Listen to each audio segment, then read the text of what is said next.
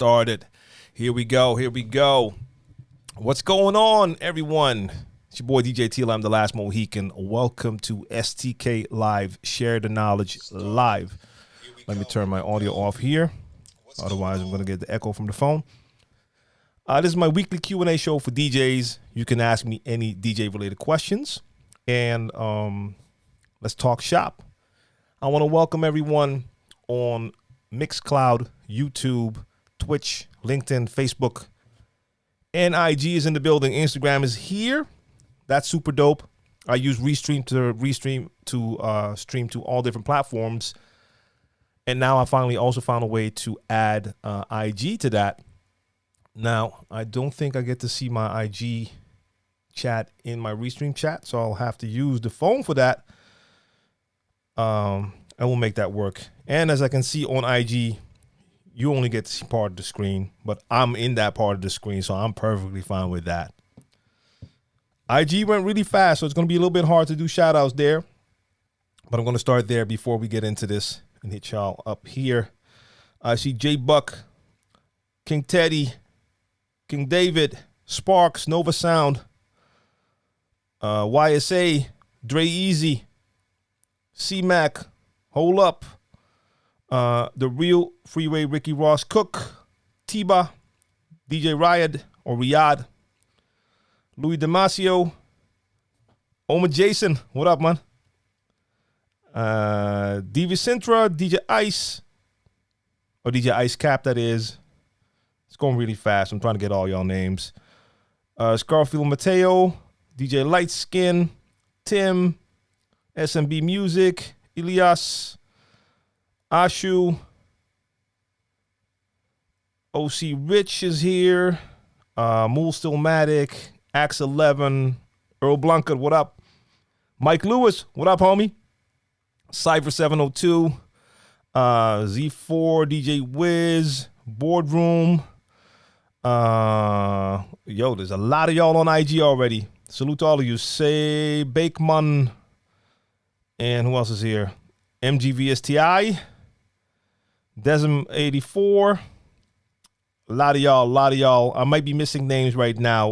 CJ, 88 Studios, Vanikun, Charles, DJ KG. Say Bakeman, last time I've seen you was at the Boogie Bar. Damn, where's the Boogie Bar again? I remember that name. New Tone, Team IDK, what's good? Loyuhila?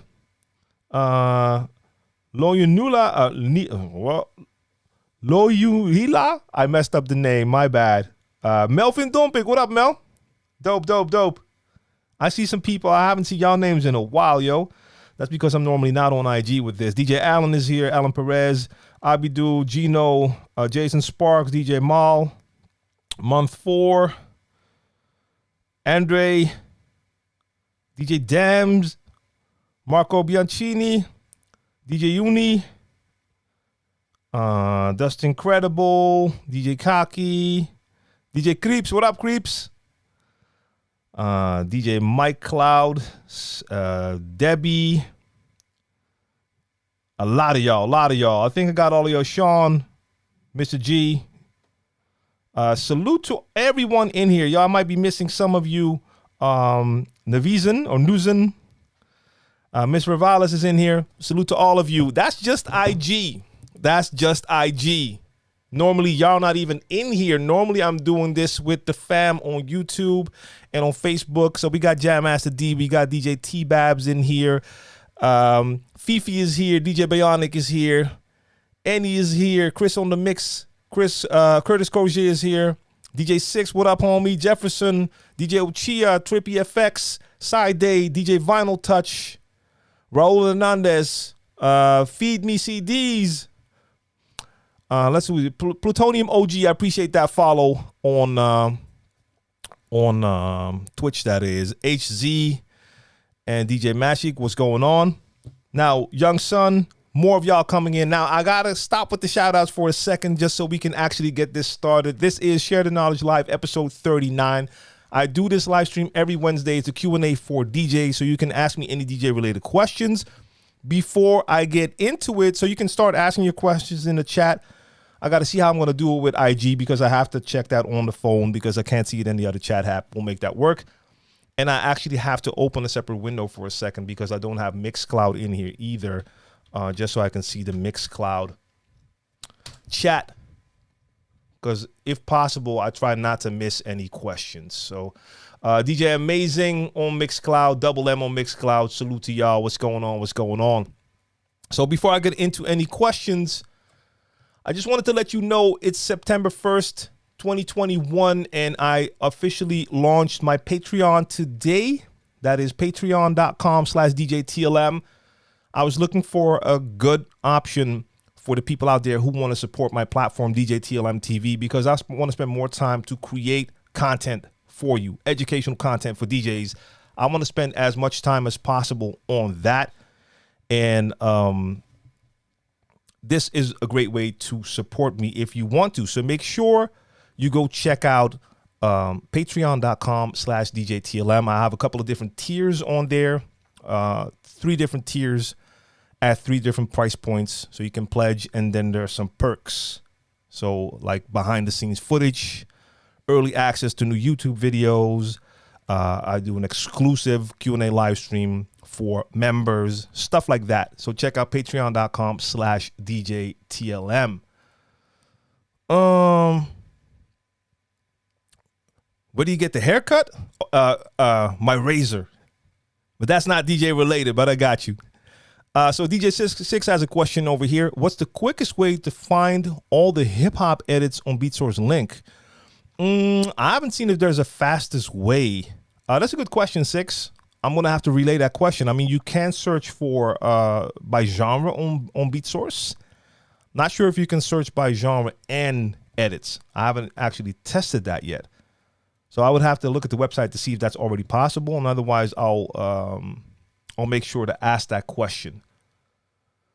So while we're here, let me quickly upload one thing I wanted to upload to Patreon, by the way, because I have the first behind the scenes video. That's a little behind the scenes video where I show you the exact setup I'm using for this live stream here right now, because I can talk about it, but I can't actually really show you.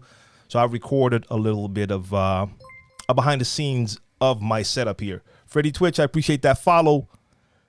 And let me see.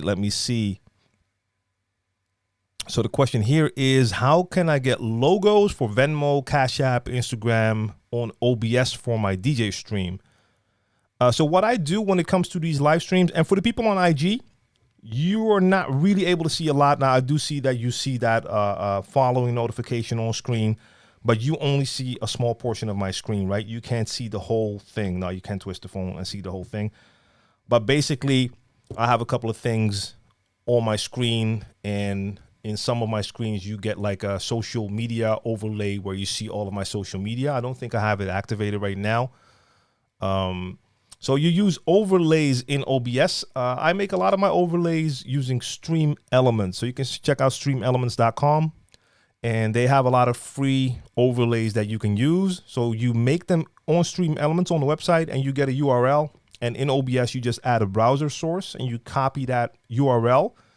And then you have an extra layer, an overlay in your screen. So let me quickly activate my social media rotation. Oh, it's in the bottom. Okay, no, it is there.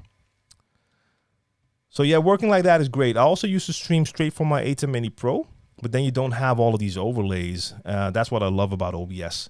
Mixmaster G in the building. What's good? What's good? What's good? All right. And Arm TV is here. Salute to you, fam. Good to see you. And the other way that you could also do, like Bionic is saying, you can also just add an image in the sources in OBS. So you go to your sources and then you add an image, and then you upload the image and you have that on your screen. You can do that as well. So there's different ways to go about it depending on what you want. But if you want something like that social media in rotation, that's a little thing I got from Stream Elements. All right. So before I get back to IG, because I see some questions there. Oh, wait, I see this question in 2 places. That's the same question. So Protector on IG. Are you also Madden on Twitch? Is that the same person? I see the same question from different accounts. And I see a couple of people on Twitch. So I like jokes, but enough with the jokes. Otherwise, I'll cut you out of the stream. So the question is, how do you practice fader control? How do you work on new combos? I always have a very simple, not a complete answer, but the most basic answer is just practice. I mean, I did not have a specific practice regimen. I just did it over and over and over. That was it for me. And the most important thing, like a mistake I see a lot of people make, is they want to go to the advanced scratches too early. You need to make sure that you really master that foundation, the basics first. So a lot of times you see people and then they want to scratch, and the first thing they start to do is move their fingers around because they want to attempt to do a crab when they haven't even learned how to do a baby scratch, or attempt to do cuts where they use the fader to manipulate that baby scratch. So starting from the beginning is important because it also gives you a better understanding of why you're actually doing certain movements. Because sometimes I see DJs move the fader, but I can tell that they actually have no idea why they're moving that fader. They're just moving the fader back and forth for no specific reason because it doesn't even correspond with the movement on the platter. So yeah, I just practiced over and over. I didn't have tutorials when I started to learn how to scratch. So all I could do is listen to albums. A lot of the rap albums then had scratches in the choruses. So I would listen to the scratches and try to emulate what I heard. That was basically the only option I had. I didn't have any mentors, didn't have, like I said, there were no tutorials, no DJ schools. So just listen and try to emulate that. And like Mad Live is saying in the chat as well, make sure you start slow. Even if you're doing basic scratches, don't go to level 100 when it comes to your speed. Just take it kind of slow. All right, give me 1 second right here. Where is it? So we're gonna start with a timeout, and after that, if the jokes continue, it's a block. All right, let me go check out IG first for a question, and then check out Mixcloud. I wish at a certain point we can get all of these questions in just one chat app. Let's see. Freddie, same thing applies to you, homie. Chill. What's the most unusual record you stumbled upon? Like weird shape or some sort of gimmick like double spiral grooves? Now I don't have records that have like weird shapes. I do have like some practice or like some picture discs with funny pictures on them. Those are always cool. And the funny thing is, that happened on Monday. I grabbed what I thought was a record. Someone gave that to me. I thought it was vinyl. So I took it out the sleeve, and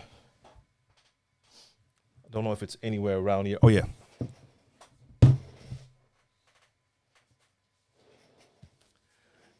I thought this was the soundtrack. So I wasn't paying attention. So I opened it up to grab the vinyl.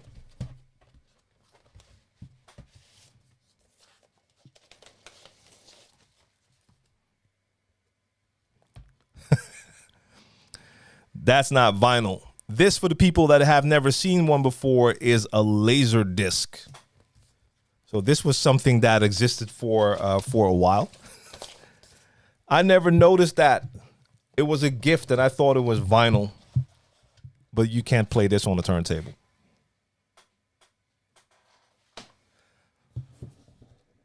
All right, let me scroll up in IG for a second. Whoa, what's happening here?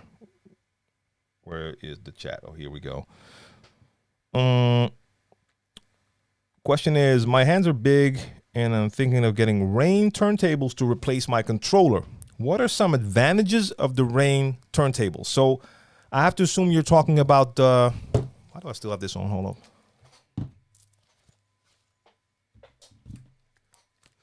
I assume you're talking about, no, I don't have a laser disc player, so there's nothing I can do with it.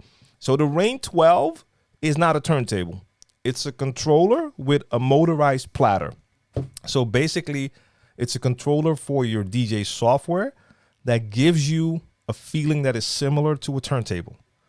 Like it has an actual motor in there, so it's a spinning platter, and it resembles the feeling of a real turntable. Now, I like them. The only downside is they're just a controller. So if you own vinyl, you can't play your vinyl on one of the Rain 12s. It's just a controller. So that's a bit of a downside when it comes to using that. That's why I prefer to have turntables and just use a DVS like so I use Serato, I use Record Box, I use basically all of them and use them with control vinyl, or what I mostly do now is use them with phase, which basically turns your turntable into a wireless controller for Serato or your other DJ software. But whenever I want to do like some vinyl sessions, like I did on Monday, I did an all vinyl set. You can do that too because you're using real turntables, and you can't do that with the Rain 12. So I like them. I have them. But I do notice that I don't use them that much. Am I doing another Super Saturday Scratch session? So yes, the last quarter. So we're almost there actually. In October, I'll be announcing a new Saturday Super session. So that is coming back. And for the people who have never seen one, you can go to my YouTube channel, DJ TLM TV, and look for Saturday Super Session. They're global scratch collaboration projects where I give you a beat. You can all download that beat and record yourself scratching over that beat. And then I'm going to pick a bunch of people from all over the globe and combine all of those submissions into one video. So you get videos with like 50 DJs from all over the globe, some using small controllers, some using CDJs, a lot of turntables, portable turntables, you name it. Just Hack, what's going on? Salute.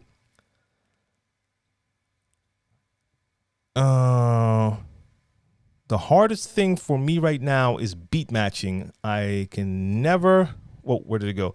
I can never get it clean enough. That's also practicing. It's just practicing. You have to practice it over and over. What is important when it comes to beat matching is that you focus on a specific part of the song. So for me, when I'm beat matching two tracks, I mostly focus on the snare drum. For hip hop and R&B, that works best for me. A lot of times the kick drums are all over the place, but with most, not all, but with most of the drum patterns used in hip hop and R&B, you will have that snare or clap or snap on the 2 and on the 4 count. So I'm focusing on getting those snares lined up. So I'll listen to one track on the headphones, listen to the monitor speakers to hear the track that's already playing, try to get those snares to align. But it takes time. In the beginning, it would take me crazy long to get there. And at a certain point, you see that it's starting to get easier, and you start to get it faster and faster. So yeah, practice. That's all I can say now. Now, of course, if I would see you actually do it, I might have some other pointers. But when people ask me questions like this and I don't have more information, that's the first thing I have to go to. Practice. All right, so today is going to be a little bit messy when it comes to answering the questions because normally I'm just looking at one chat window. Now I have 3 different windows open. I'm going back between.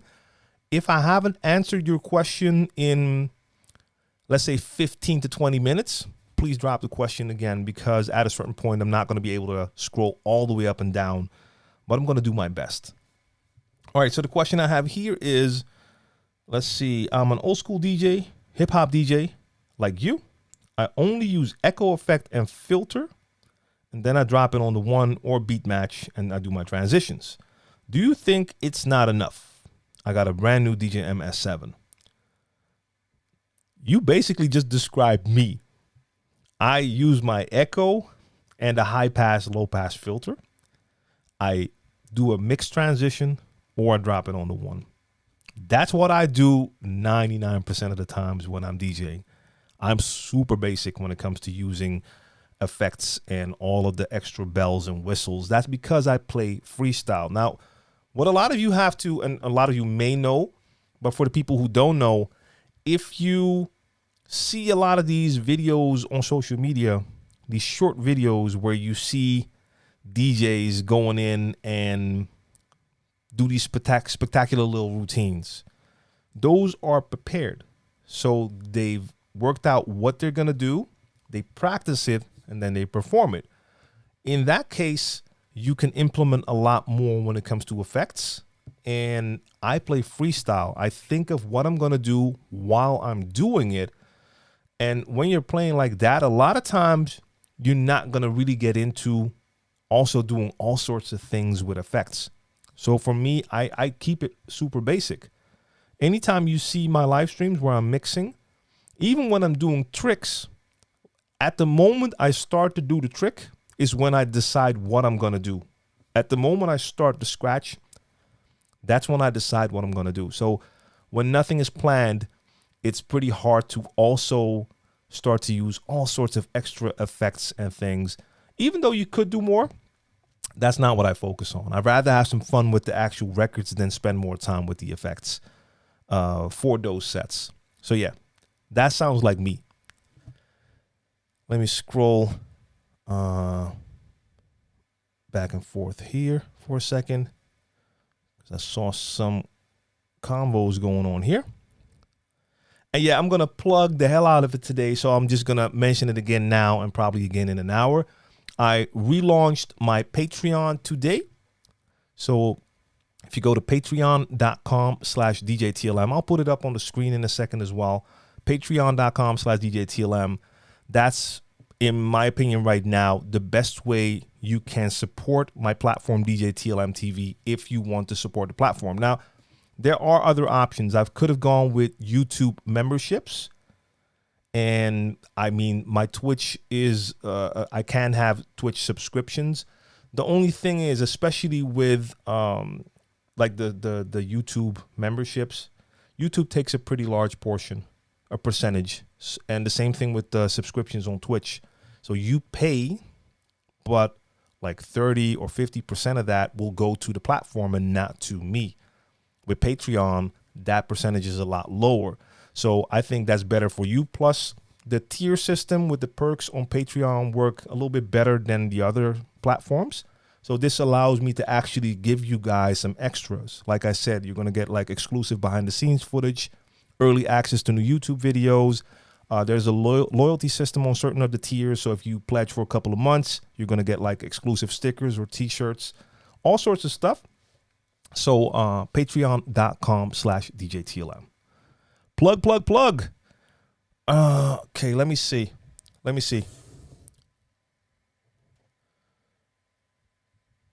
Because I think I missed a bunch.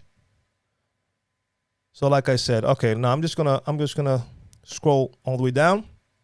Like I said, if I haven't answered your question in 15 to 20 minutes, just drop it again.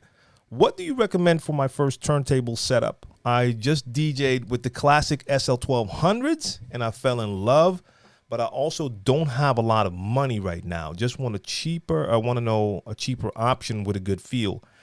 Now look, there's a lot of different turntables that work really well.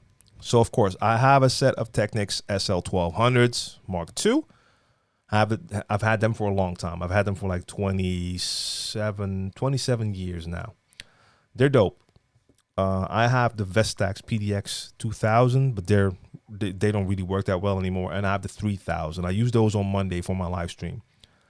The Denon VL12s are also great turntables. The Pioneer, the PLX 1000 are dope turntables. The Reloop RP 8000 and RP 7000.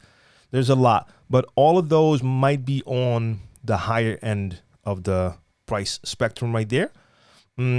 What is that other turntable? I think it's the Audio Technica, something like the Audio Technica 120, if I'm not mistaken. That's a turntable I heard a lot about that is cheaper, but I've never used it, but I've seen a lot of good reviews. Help me out in the chat. Is that the one? Is it the Audio Technica something 120? Please drop it in the chat.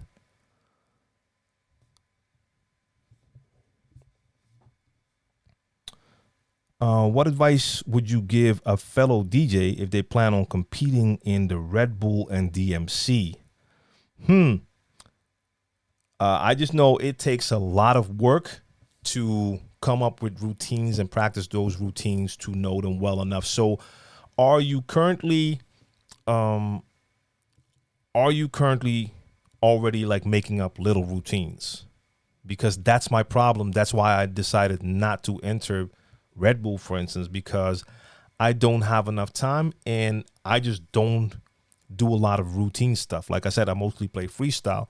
I know a lot of the guys who enter always work on little routines, and then when it's time for a competition like that, they can take parts of those little routines, put them together to come up with their set, or at least use part of that, or use some of the techniques they used in those routines, but just use different records for that. But especially like Red Bull Freestyle and DMC are really different.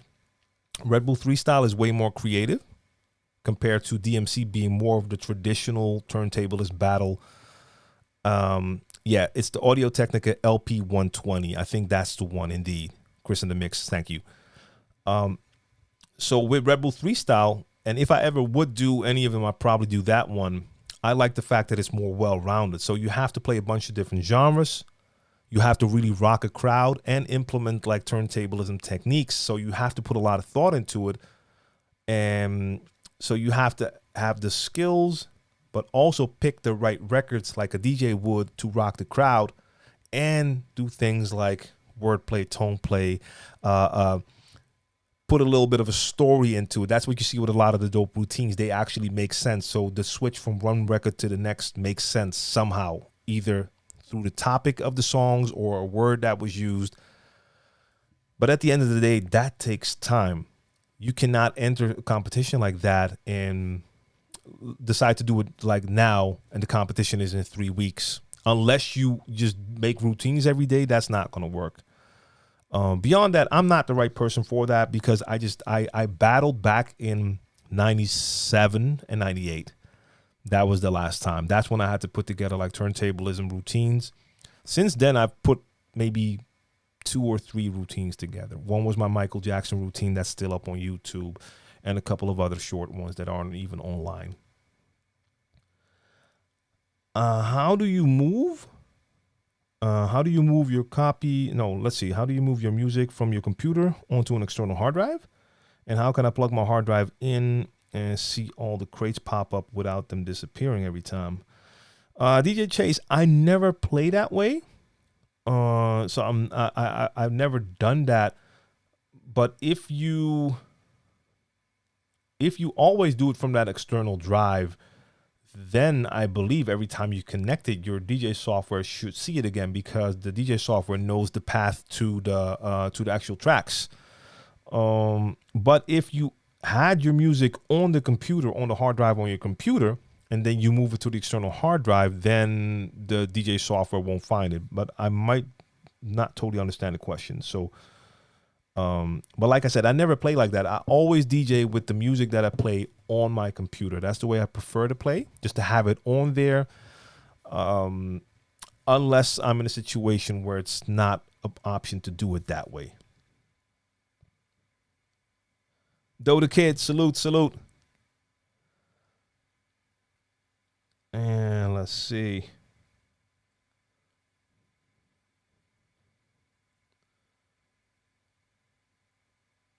Okay, so I see another question about the Saturday Super Session. So I hope you already heard my answer, because I see those questions are came right after each other. And if not, the Saturday Super Session, the next one will be announced next month, October.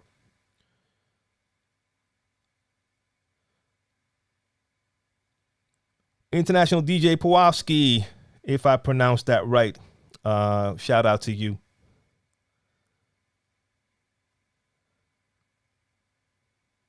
All right, Melvin, how do you curate your music as a DJ? Great question.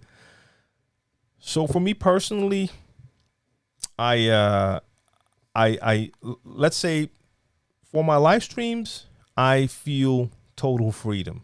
My live streams are my live streams when I do my mix streams, and I basically do exactly what I want to do. and give no thought to the audience, which sounds weird, but I just do what I want to do and play exactly what I feel like playing. I don't prepare those sets, but I will go through some folders sometimes and see a bunch of tracks that I'm like, oh yeah, I haven't heard those in a long time. I'm gonna play those today. But for a normal gig, if I'm being booked for a gig, I take a couple of things into consideration. So if I'm being booked, I make sure to check what type of event am I playing at. So what are they expecting? Is it like old school? Is it new? Is it just specific genres? Is it all genres? What type of people are attending? Young, old? Is it a mix? That is all good to know because that's going to dictate kind of which direction I'm going to take it.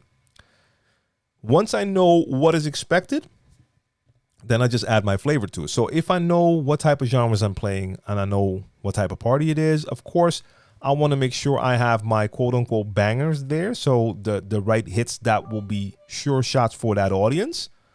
And besides that, I want to make sure I'm bringing tracks I want to play. Blazing, I appreciate those bits. I see you.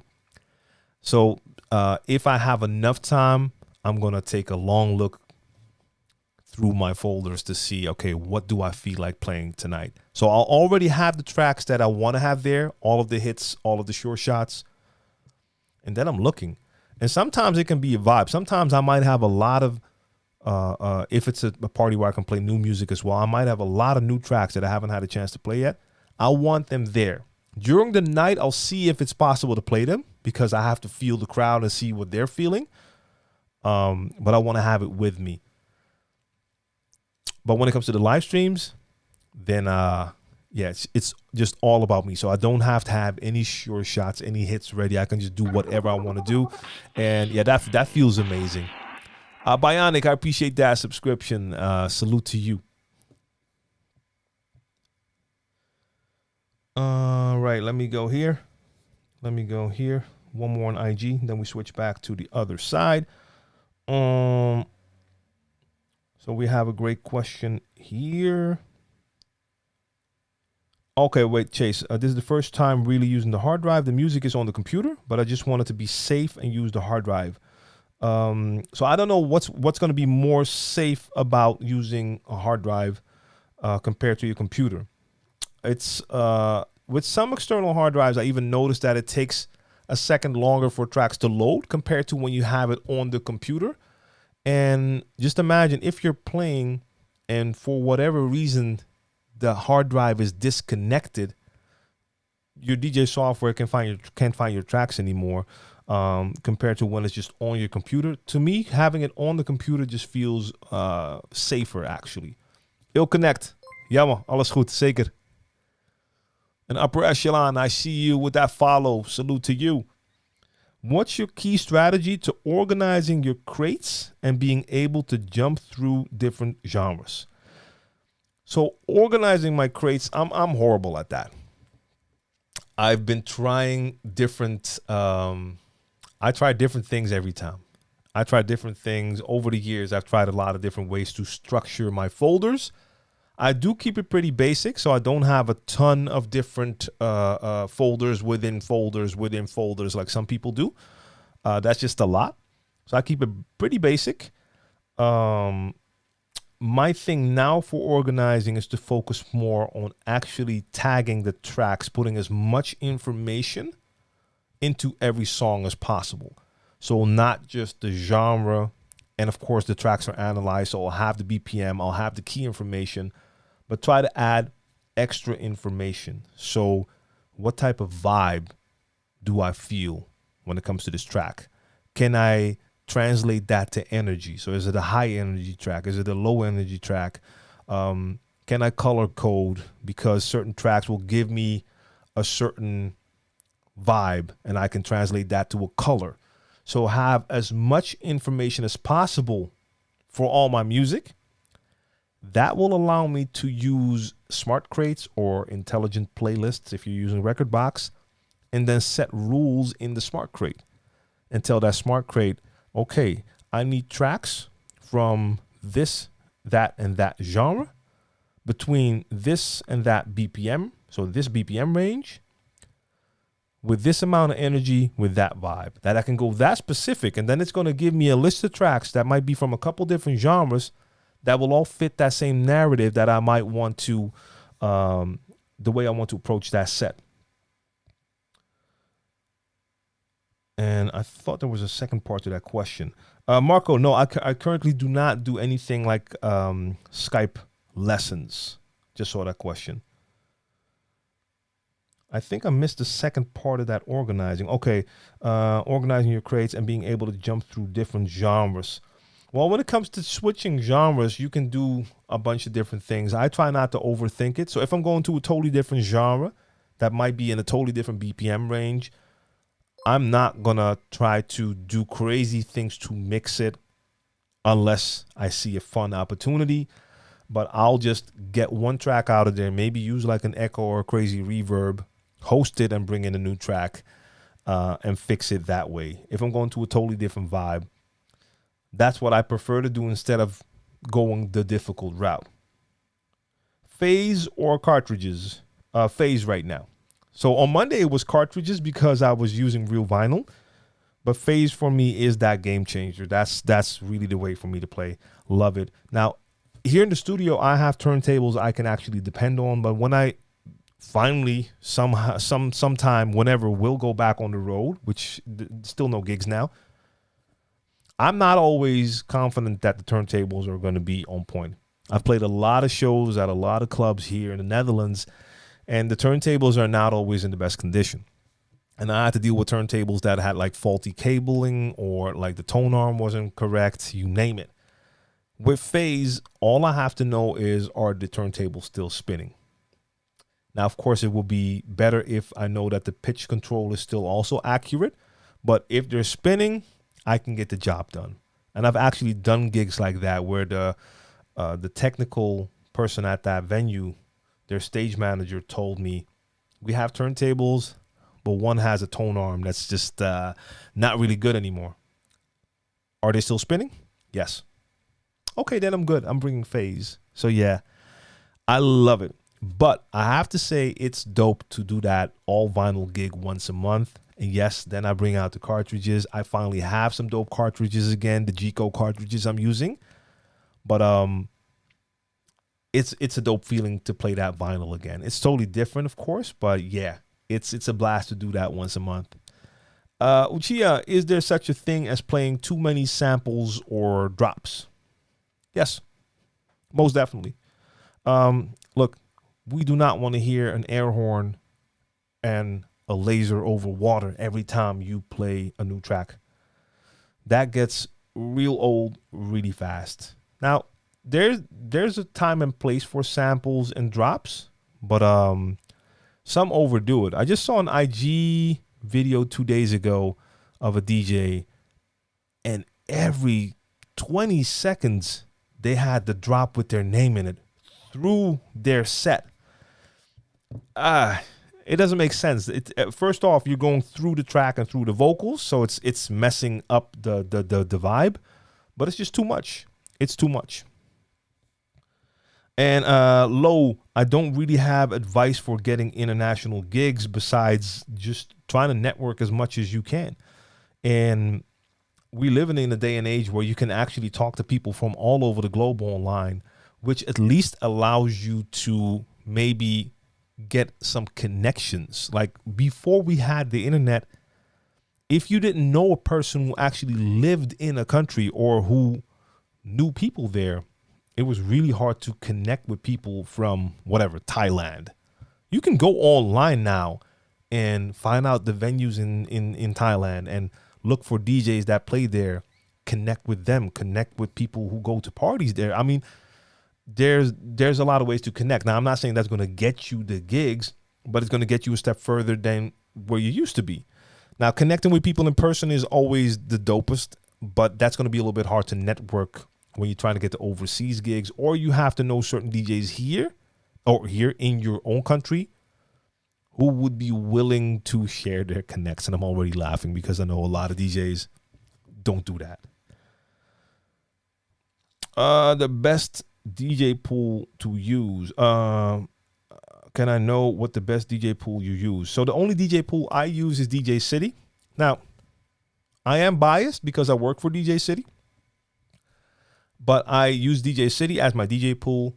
But my number one source right now for music during my sets is BeatSource, using BeatSource Link. For me, that is better than any DJ pool. Now, there's one downside. So if you're not familiar, BeatSource is an online music store. If you've heard about Beatport, like the biggest online house music store for house music, Beatport is for the open format DJ. So they have all sorts of genres, and you can buy songs. They also offer a service called BeatSource Link that allows you to stream all of their music in your DJ software. All of their music. They have way more music than all of the DJ pools combined, from the newest to old music. So incredible. And they just added DJ edits. So they now have over 100,000 DJ edits for tracks in there as well. And they're adding more. The downside is you don't own the songs if you use BeatSource Link. If you have songs that you want to own, you'll have to still buy those songs.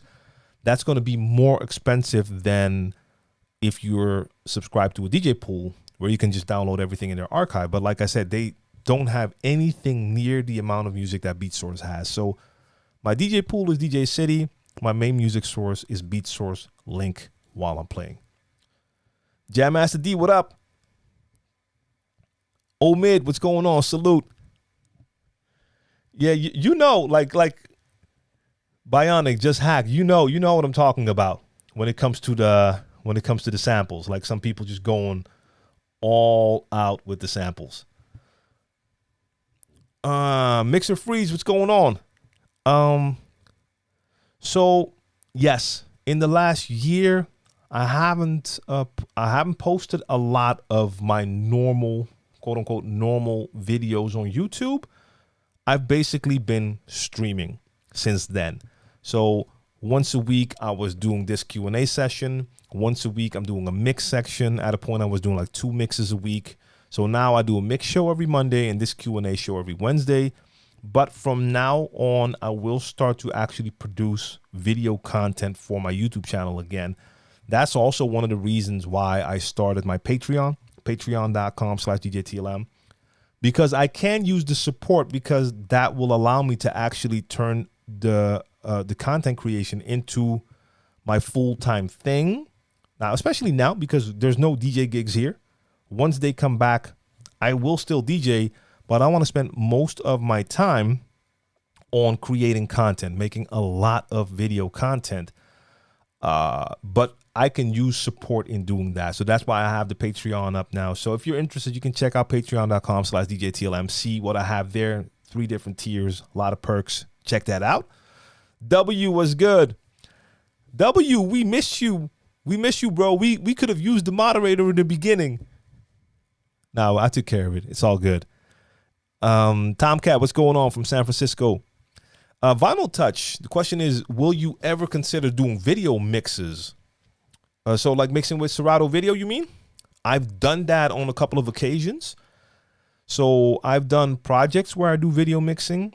I did a 75 date theater tour with Brainpower, and I was the music coordinator for that tour. But I also had a couple of video skits in there. That was cool. And I've done a couple of sets where I did like an all video set just in clubs. It's cool to do. At that time, I did notice that anytime I did like a video set, people just started to look at the videos more than actually dance. So that was a little bit of a downside. No, W, I was just joking. I totally understand, bro. Let's see, Sven, will you also still make this live STK?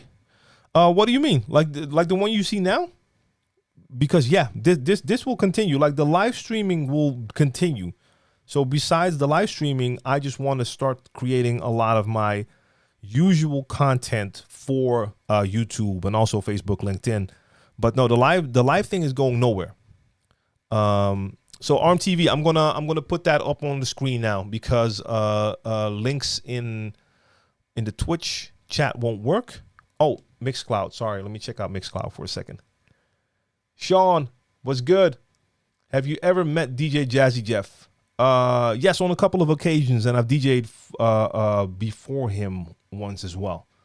And I was in Jeff's studio back in Philly back in '98.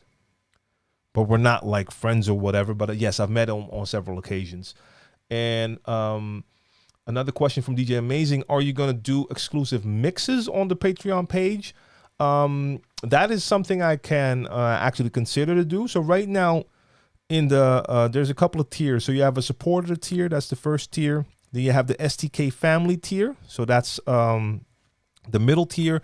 And for the STK family tier, I'm going to do an exclusive monthly Q&A session. So I do these sessions on Wednesday, but once a month, I'm going to do a live stream session exclusively for the people in that Patreon group. And yeah, maybe exclusive mixes is something I can think about. The only thing I want to make sure I don't do is that I'm going to give myself too much work for Patreon. Because the Patreon is there to support me, to allow me to create more content. But I want to make sure that content is the content for YouTube and LinkedIn, Facebook, you name it. So I don't want to, like, doing mixes is a lot more work. So that is something that could be done, but then I would have to make sure I put it in a tier that's also high enough.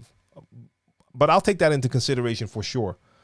Yes, I'll look at the Patreon command for stream elements. Thank you, Bionic. That is, I still need to work on those commands. I saw Just Hack stream with the commands with his nano leaves that you can put in a command and the nano leaves will do stuff. Super dope. I've just never done the command thing yet. So for now, I'm gonna do something super basic, and that is.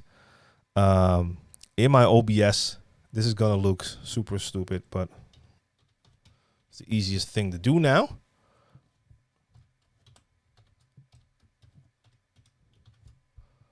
I've actually never used this one before. Let me see how that looks. Just make a little text here. Patreon. Damn, that's big. Can you see that yet? No, you can't see it yet, I think. But that is way too large. Okay. No. Font is whatever. Yeah. Okay. So let me get that on screen. I just got to make that a little bit smaller. So my IG people, I'm sorry, because you probably can't see this. Can y'all see this? Okay, now you're going to only be able to see a little part of it. IG, I'm sorry. That's the thing with IG Live. You only get that little part of the screen. So for the rest of the people,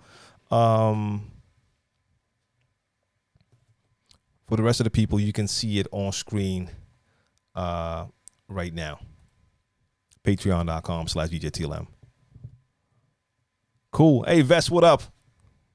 Vest in the building.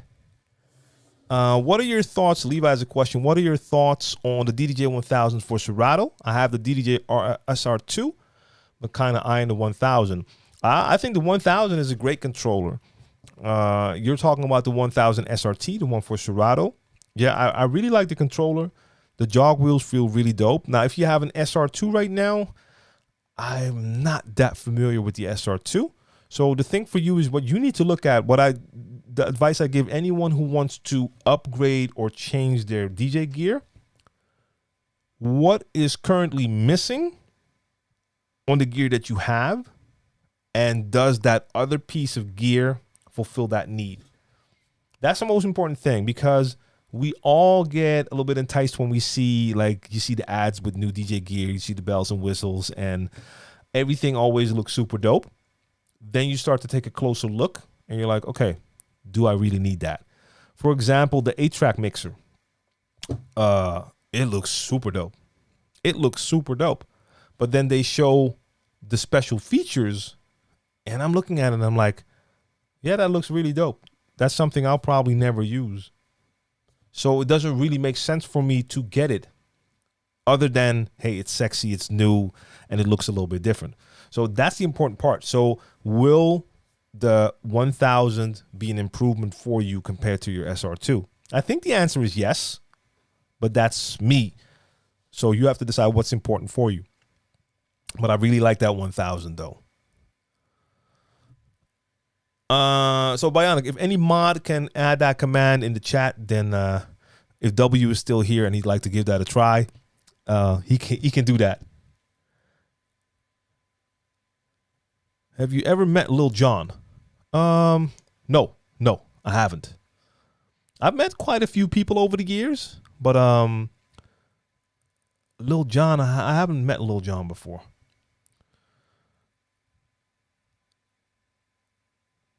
See, so KMT has a point right here. So he says he likes the SRT, the 1000 SRT, but the thing that's missing is a section to do Serato flip. So that's something that's going to be important for some DJs. I don't know a lot of DJs who really got into using Serato flip, but if you are into it, there are indeed a couple of controllers that had that little flip section on it. So that might be an important choice, an important factor for you if you decide to get certain DJ gear. And there's a lot of things. So some people want to make sure they have a separate effect section on their controller instead of having to use like some of the performance pads for it. Everyone will have their own wants and needs when it comes to that. DJ Hi J, let's see. Okay, I appreciate that. Yeah. It was his birthday last Friday. How do you get this backdrop graphics on your IG Live? Oh, it's gonna. So that's the thing. I normally don't stream on Instagram because I wasn't able to use Instagram the way I stream. I stream from OBS on my computer, and I use a service called Restream to stream to a bunch of platforms. So this stream right now is going to LinkedIn, Facebook, Twitch, YouTube, Twitter, formerly Periscope, now Twitter, and it's now also on IG. There was a service called Yellow Duck that would allow you to send a stream to IG. I could not for the life of me get it to work, and I found a different one, and I'm gonna have to open my screen to see what the name is because I just found it last week, and that website is called Promogram. So Promo Vgram, one word, promogram.com. And I just took a subscription here for a month now to try it out. It was like $13. See if it works. And yes, it works. Oh, I just opened the browser, and the browser actually also shows me the Instagram chat. Okay, that's dope. And that gives me a stream key for Instagram. So with that site, with that stream key from Instagram, I can then put that into my Restream app, and then it shows up. Yeah, Vinyl Touch. So I tried that with Yellow Duck because I had my authentication on, the 2-factor, and I turned it off, and something still didn't connect. So don't know why, but for now, I tested this one for the first time now. It seems to be working exceptionally well. The only thing is, if I want to use this again, I might have to consider maybe doing a little something extra in the design so that certain information will also appear correctly for IG Live. Because as you can see, this only shows a little part. So it would be dope to see everything. Connor, what's going on? How do I keep the high energy during playing hip hop between 120 and 140? Yeah, here's the thing. If you're playing for a crowd that's into hip hop, and that's newer hip hop that falls within a BPM range, then they're gonna feel that energy. But for people who come from a different era where playing high energy hip hop, you would be playing at what, like 100, 105, 110 BPM. when we heard the 130, 140 BPM, that's a totally different bounce. And it feels like it's less energetic. It's just energetic in a different way. So if you're playing for a 90s crowd and you play that 140 BPM, they're not going to vibe to it the right way. But if you have a newer crowd that's into that tempo, then that's going to give them the energy, in my opinion. What do you think about DJ Coco from Japan? Isn't he one of the illest DJs out here in the past years? Coco. Which one is Coco again? He's the one playing vinyl all the time, right? And a lot of 7-inches as well, or not? I followed one for a while who was doing super dope musical type sets. So if that's him, then yeah, he's dope. He's really dope. All right, Regina, what's going on? Regina, I'm currently all vinyl, but I'm interested in diving into digital world because not all music is available on vinyl. Yeah. Any starter 4-channel suggestions? So if you're looking for like an entry-level controller, then 4 channels is not really the thing. Like the entry-level controllers, I might be missing one, but the entry-level controllers are mostly the smaller 2-channel controllers. And if you're looking for 4-channel, that's going to lead you to the mid-tier and higher-tier controllers. So off the top of the head, I'm not sure if there's anything I can think of, like a starter 4-channel. So what we normally do here during Share the Knowledge Live is whenever I see a question and I don't have the answer, or I'm not sure, chat, help us out. Any starter 4-channel controllers that we could recommend, because that's what this live stream is all about. I mean, I love answering questions, but I'm also here to learn and share. So Tomcat, a DJ to go is not going to do it. That's not 4-channel. That's that very small strip controller, right? That's the one you're talking about, right? Yeah, so he plays a lot of 45. Yeah, Coco, that's a dope DJ indeed. Regina, I want to able to still utilize my vinyl. So to be honest, Regina, I would not look at a controller. If you're into vinyl, so I assume you have a DJ set consisting of turntables and a mixer, I would say go the DVS route. Get yourself a digital vinyl system. So that's going to allow you to use your turntables to control music in your computer. And it depends on what mixer you currently have. If you have a mixer that is already compatible with some of the DJ software, then you might not even need extra equipment. So let's just assume you don't have a mixer that's compatible. You're going to need a special audio interface. And I think the cheapest is Denon's DS1, if I'm not mistaken. You're going to get that audio interface and control vinyl. And that's going to allow you to use your turntables with that control vinyl to control your DJ software. And whenever you want to play vinyl, you just put your vinyl on there. So I think that is the best way to go instead of going the controller route if you still want to utilize your vinyl. I would suggest that's the better way to go because you don't have to learn how to use your turntables because you already know how to do that. So the only thing now is you're going to use those turntables not to play your normal vinyl, but to play vinyl that controls the music in your computer. I think that's a good option. You have any recommendations on headsets? I like to mix on my sets for long periods of time. A headset. So we're not talking about headphones. You're talking about a headset.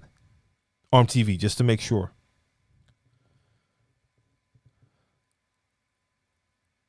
Hey, Costa Rica, what's going on?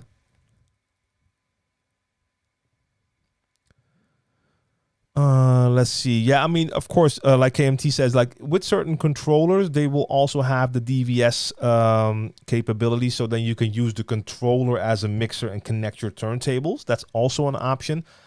The only thing is it will make your set in most cases a lot larger compared to just using your normal 2 turntables, your normal mixer. So Regina, can you tell me what mixer you're currently using? because maybe it is already compatible. Ayala, what's going on? Ayala 02, I see you. DJ Shutdown, salute, salute. DJ Viras, I see you. Yeah, the NS6 Mark II. I've never used that one, actually. I've used the NS6. I've never used the NS6 2. And DJ Roba, I really like those Gico needles a lot. I mean, they really, truly remind me of the Shure M44-7. I mean, it's been quite a while since I used them because I still have a set, but one needle is really messed up and the other one broke. So I haven't really played with the Shures for a long time.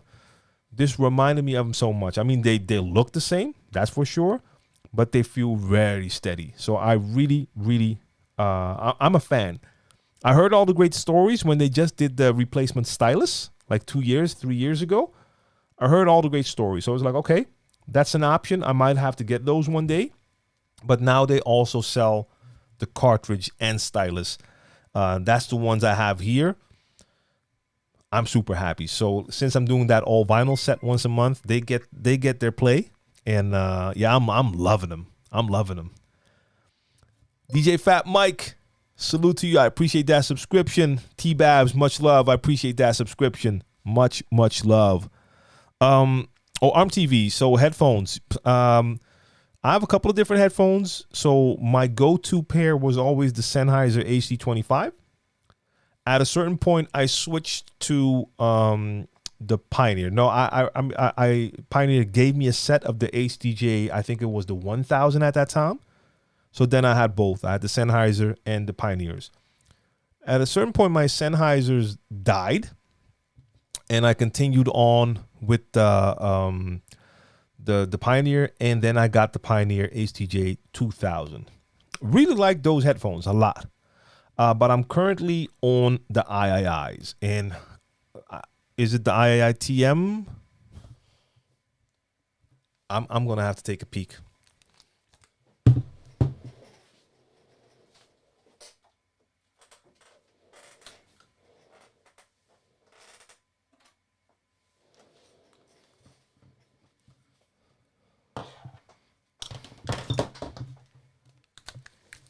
I'm not even sure if it says it on the IIIs. I've heard about them since quite a little while ago. But if you're looking for over ears, then you should look at something like the Pioneer, because the Sennheiser HD 25 and these IIIs, these are not over ear. But I wanted to say TM2, but it's TMA to DJ. Cool thing is these are modular headphones. So they have a bunch of different options when it comes to all parts of these headphones, and everything is interchangeable, which also means if anything would break, you just have to replace one part. And they even just added a studio version as well. So what I could do, I could get the studio module, so the studio shells, whatever you want to call them, and connect them to this, and then I can turn this into a studio headphone if I need that. Now, I don't need that because I have these, but I really like these, but these are not over ear. These are on ear. Those Pioneers are over ear. In-ear monitors. So I do have a set of those by Pioneer, the in-ear headphones. It's not really for me. I mean, they work great. The only problem is my favorite way to play when I'm DJing is to have my headphones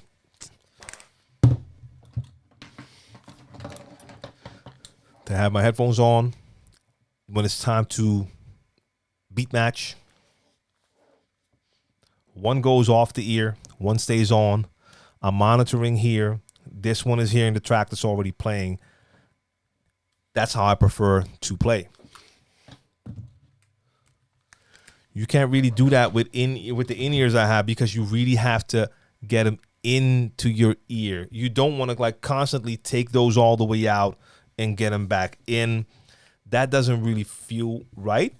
I mean, they work great. I've done a couple of gigs where I just knew I had to mix in the headphones, and then they worked well. But then again, anytime I did have to unplug, instead of like taking them out my ears, I would unplug from the mixer. Yeah, no. So they work great, but it's not my favorite thing.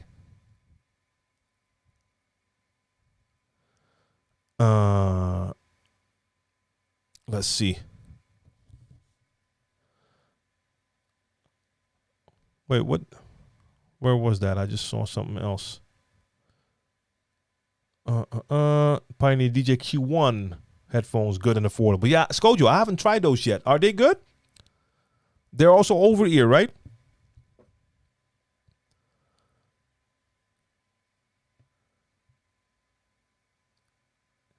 Yeah, and good point. Like in-ear headphones are a big no-no for long-term use. Yeah, like I've done like a 2-hour set, and then when you take them out, I did not enjoy that feeling either. Indeed. Can Q splitting on gear give the same effect? You know what it is? I just prefer to actually hear the sound in the room, because yes, you could do split Q, and I can also mix in the headphones and just I mean, I've done gigs where I had to mix in the headphones, so I can do it.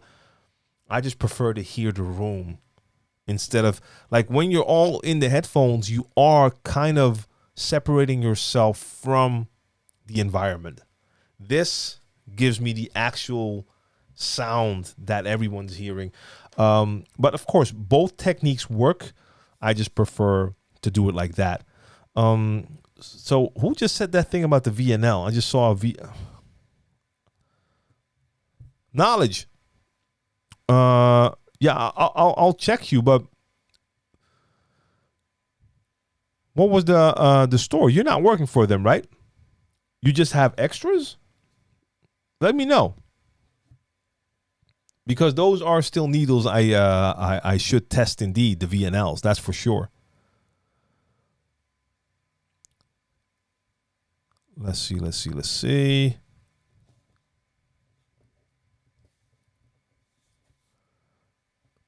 So knowledge, I'll contact you so you can explain. So we'll talk about that for sure.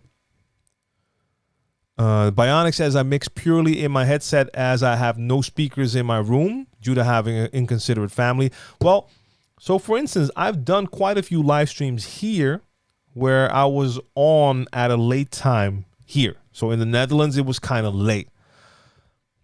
I couldn't make noise, so I basically could not have my speakers on, like at super low volume. So in that case, I did those entire sets mixing in the headphones as well, because then I could at least have my volume. So that's why it's always good to be able to do both, because you might end up in a situation where, yeah, they you won't have the option to use like monitor speakers. I've been in a venue that I got into the DJ booth and I was looking for the monitor speakers, and they didn't have monitor speakers. Hey, you're going to have to mix in the headphones, so you better know how to do that.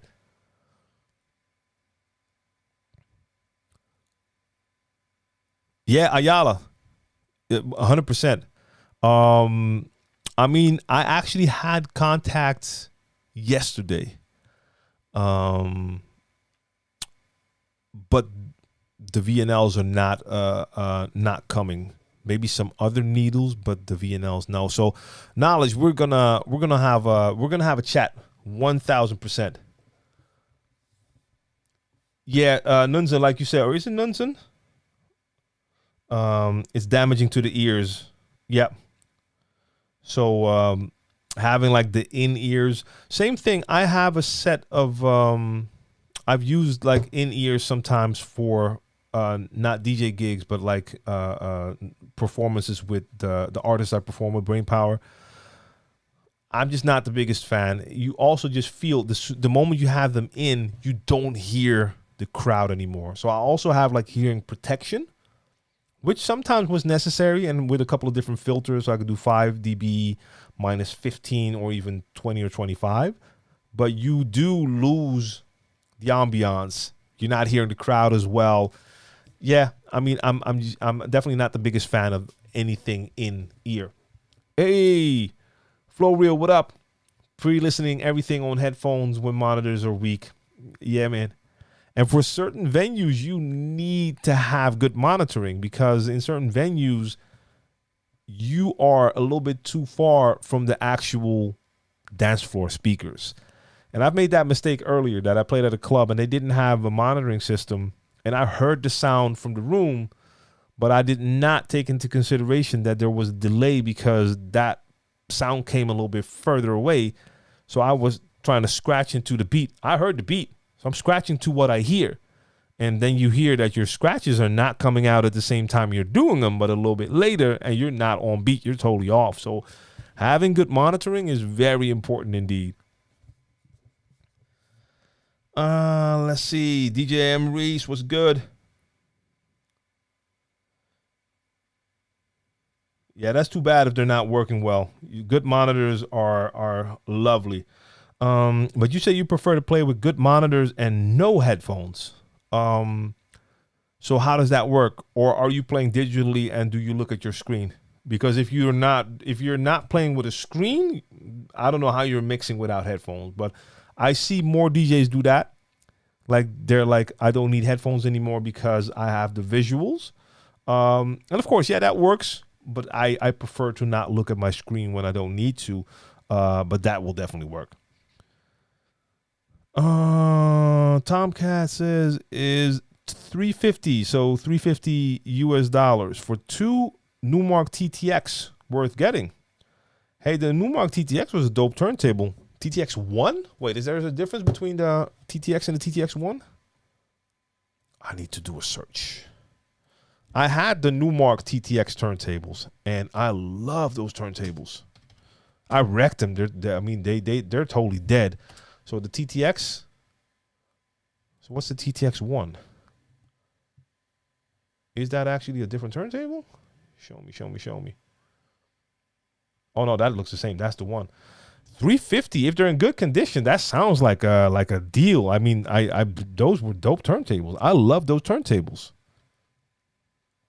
So I have no idea if that's like a normal price for them now, but that sounds like a good price. I mean, for a set of turntables, that sounds pretty dope.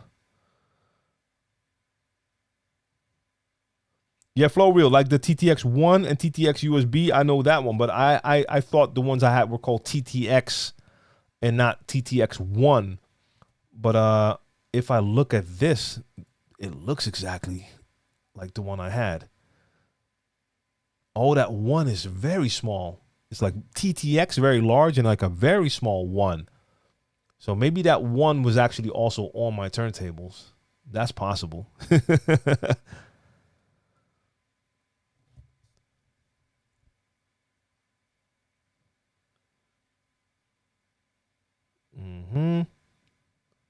All right, let me quickly check Mixcloud.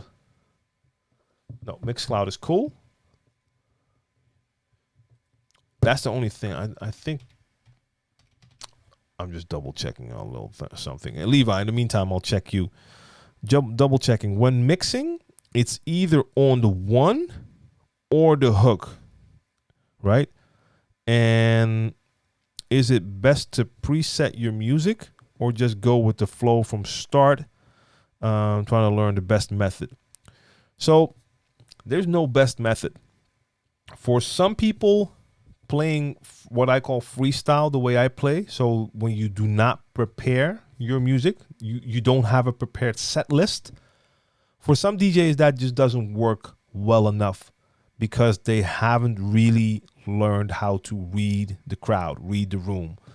In that case, you probably want to have something like a set. But I do think it's better to just know how to read the crowd. Now, look, for certain DJs who get booked to play at certain places where they know the audience and the audience knows that DJ, or let's take myself as an example because I normally play freestyle.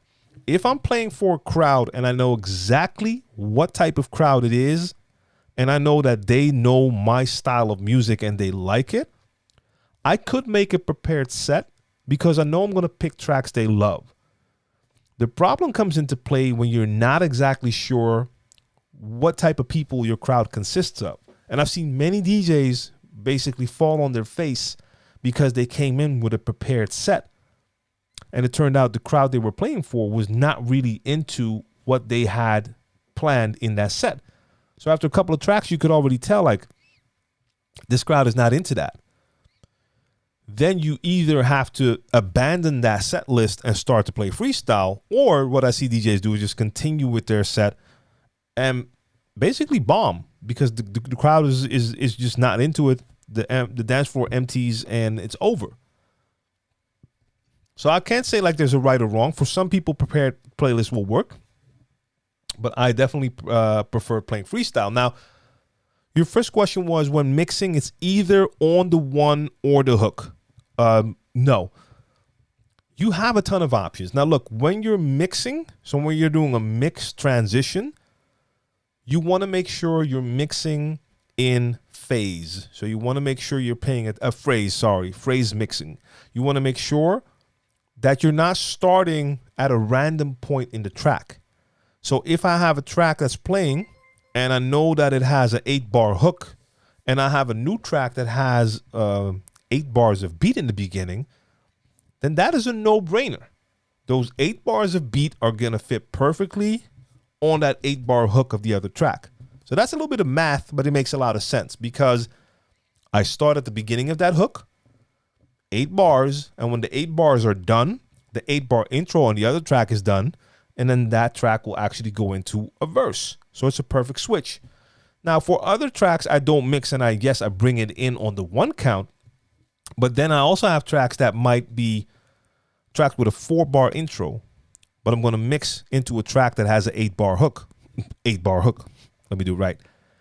In that case, I'm either going to wait, let that hook play for 4 bars, and then for the second 4 bars, I add my other track, or I do bring it in the beginning, and after 4 bars, I hit my cue point, so it goes back to the beginning, plays for another 4 bars. There's also times when I play a track and I don't wait to a chorus, but I know that there's a certain sentence in there, and I let the artist say, sing, or rap that sentence. And after that, when the last word is said, I triggered my echo, and then I start my new track on the 1. So it's still on the 1, but it's not the normal on the 1 that I would use after a chorus. So it kind of depends. Or you can get more creative, and I might have a track playing, and because I know the song, I know, okay, wait, in a couple of bars, she's going to sing this. And when it gets to that part, I hit my auto loop and I let it loop for 4 bars or a 2-bar loop, whatever it is, or a 2-beat or 4-beat loop, let it loop. And while it's looping, I'll bring in a new track and mix it into a loop. You can get creative. Most important part is that you do pay attention to your phrases and just not go in at a random point.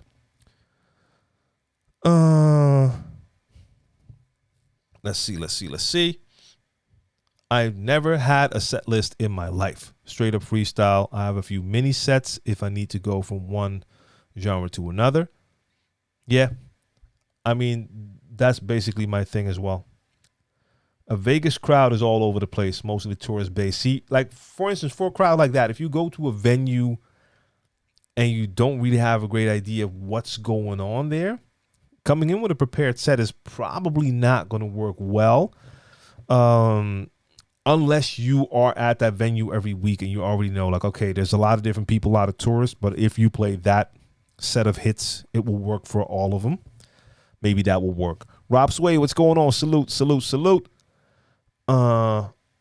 So, and when I say freestyle, just to be clear, freestyle for me only means that I don't know which tracks I'm going to play in what order. It does not mean that I might not make a selection. Now, the selection is going to consist of more tracks that I could possibly play during a set, but I might go through a bunch of folders, see tracks, and be like, okay, let me add that. I might play that. And then I'll have a bunch of folders for different genres there anyway, just in case I need to go there. And part of the preparation is also that you can make sure that you set cue points or maybe have some loops prepared just in case you play those tracks. So you can prepare your music, but that's different than preparing your set. And Tomcat says, I like to spot check the club before playing at them. If that is a possibility, that is always good to do.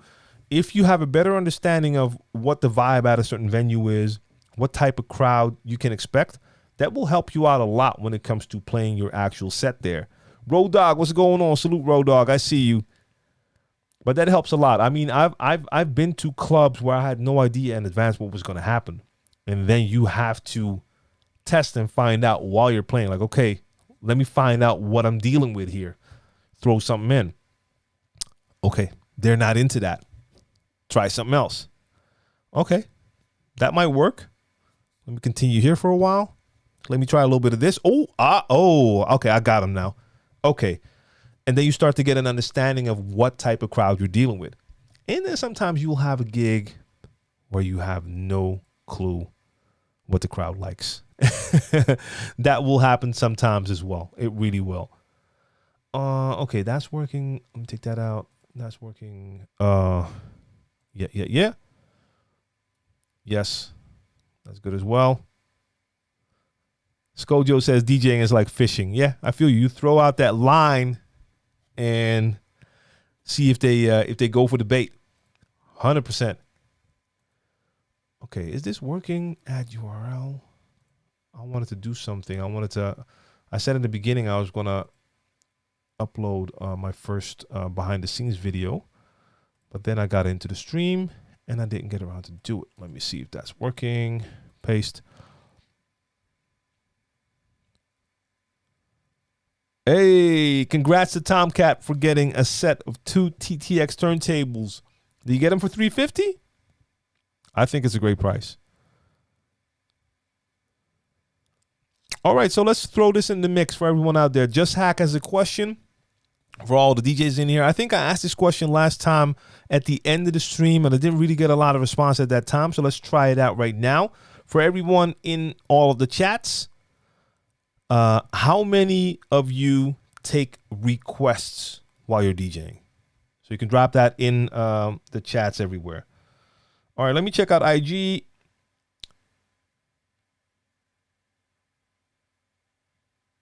So Stomplex says organizing your music is a must. Yeah. For example, I save almost every set I play in a crate. Then I can replay the mixes that I think sound good. So you mean that at a next gig you might play that same set again? To me, I think that wouldn't work unless you know that you're playing at an actual venue with the same type of crowd, because what works in one club might not work in another. But I understand, like, it's always great with the DJ software that you can actually look back and see what you did. You might not remember everything you played, so it is dope to see. All right, so Ricky has a great question. The question is, I hear all the time that DJs should learn how to read the crowd. But what are you truly looking for when you're reading the crowd? It's actually pretty simple. You're looking to see, or not just looking, you're using your eyes and ears to check how they react to a song, to certain music, to a certain genre. So if I drop a track, it's a certain genre, might be hip hop from a certain time frame.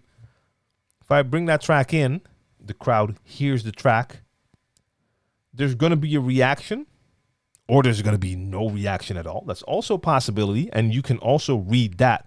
But are you getting any oohs and ahs? So are people giving you an enthusiastic reaction? Or can you see that by just looking at people's body language? Are they dancing to the song? Do they seem happy with it? Or do you bring it in and do you see, like, sometimes you can bring in a track and you can see people, they're vibing, you bring in the new track and they're like, and then they continue to move a bit because they're still on the dance floor. But you can tell, like, that hit them the wrong way. Like, they're not feeling it. So you're looking at how they are reacting to your song. Are they continuing to dance? Are they cheering? Are they smiling? Are they leaving the dance floor? You might have a group of girls that were dancing, but now you're playing a track and all of a sudden they are talking to each other on the dance floor instead of dancing because they're kind of waiting for the next song, hoping that it's a better song. So that's what you're doing. You're watching their reaction. It's no more, no less. And then that reaction can guide you. So if you're playing something and you can tell, like, hey, I could hear their reaction, I can see it, the dance floor is filling up, this is working. I play a next song, no reaction, the dance floor is getting a little bit more empty, it's not working. That's just a real, if I break it down to a basic explanation.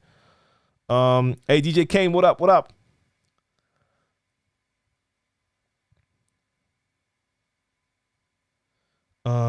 Let's see.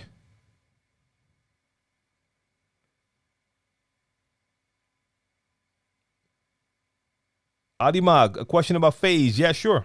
Drop it. Or maybe you did. Let me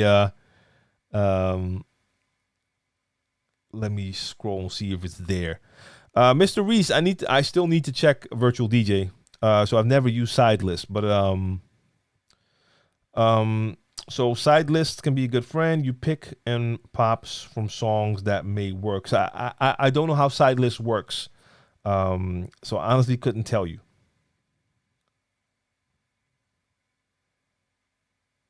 Okay, so I see a couple of I do's when it comes to the requests.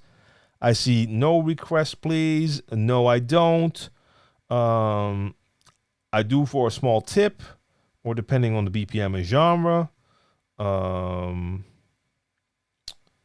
Let's see. Should I be dropping on the 1 instead of smooth transition during the club?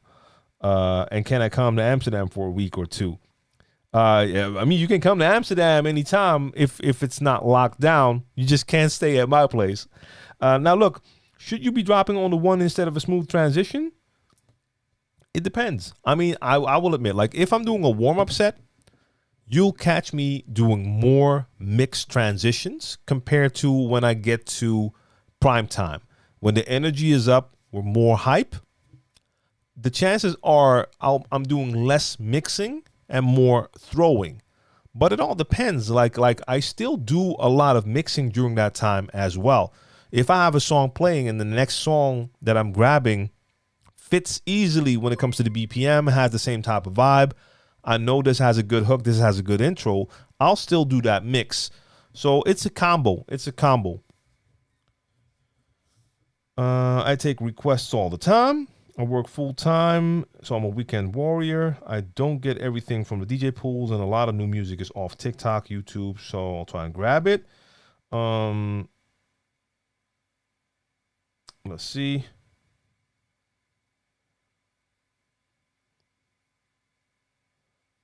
Let's say follow up on that question. Do you purposely cause their reaction to make sure they aren't saying ooh and ah the entire night? So do you purposely throw in a crappy song here and there? No. Why would I do that?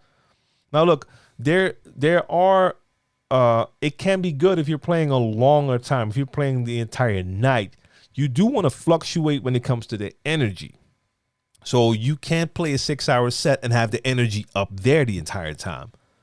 But there are ways to shift and take the energy down a bit, but it doesn't mean that you're bumming out the crowd.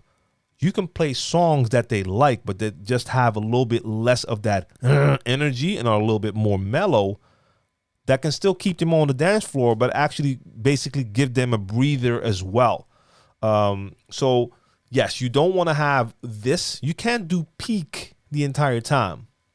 It has to be a little bit of this in there, especially if you're playing the entire night. If you're booked to play a 1 or 2 hour set during prime time, then you're basically, you don't even then you might not stay there the entire time, but you are playing during the most energetic part of an event. But otherwise, you want to have that that flow in there. But you don't do it by playing hype songs and then playing a crappy track that they don't like. You don't want to have a full dance floor, empty dance floor, full dance floor, empty dance floor. You just want to get that energy to do this. Kemba Africano, salute, salute.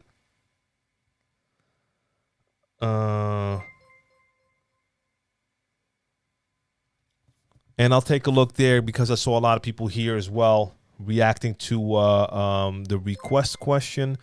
Ninja Simp Monk, appreciate that follow.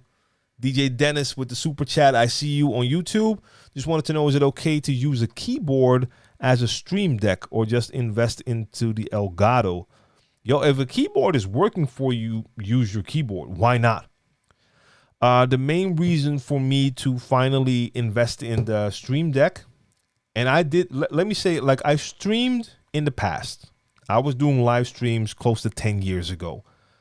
But since I got back and started on Twitch and Mixcloud for about 11 months now, I only got my stream deck last month. So I've been streaming all those months, got some followers, got some subs, tried all sorts of things before I went to the stream deck. It didn't work out for me. So I have the Rodecaster Pro, and the Rodecaster Pro, after the update, also allows you to do MIDI controls with the performance pads that they have. But it's a bulky, big device, and I didn't feel like actually having that next to me during the live streams. I actually used my keyboard for a while. The only problem I was getting is that some of the hotkeys I was using for OBS were triggering stuff in Serato while I was DJing. That's not a good thing. So the Stream Deck, for me, is a great solution, but I use it for a lot. I use it for live streaming. I'm starting to implement it more now for some of the stuff, some of the software in the Adobe suite as well now. DJ Who, salute. And so after long consideration, I feel it is a worthwhile investment for me. So I have the Stream Deck XL, and I'm still looking at more ways to implement it into my workflow. But if the keyboard is working for you now, use the keyboard. It shouldn't be about optics for other people. So if your setup is working for you, your workflow is on point, it works with the keyboard, then why spend the 100, 120, 140? I mean, I don't even know how much the XL was anymore. But why spend that if it's not necessary right now? That's my opinion.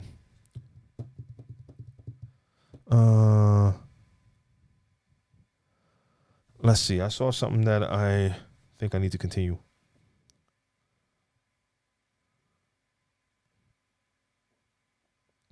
So what about when you're playing records? It's not the same as when you have every song on USB.